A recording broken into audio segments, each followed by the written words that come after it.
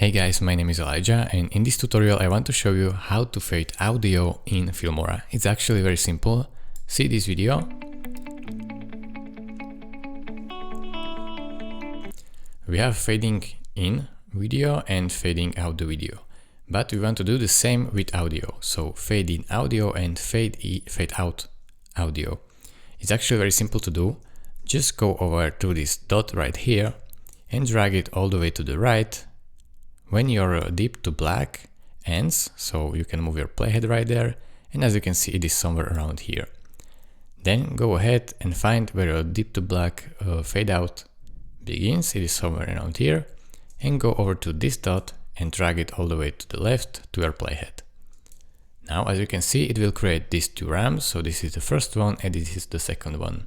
It basically says here it is 0 decibels and all the way up here it is the max decibels.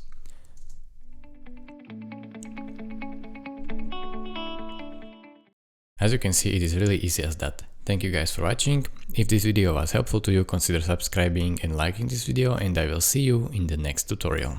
Bye bye.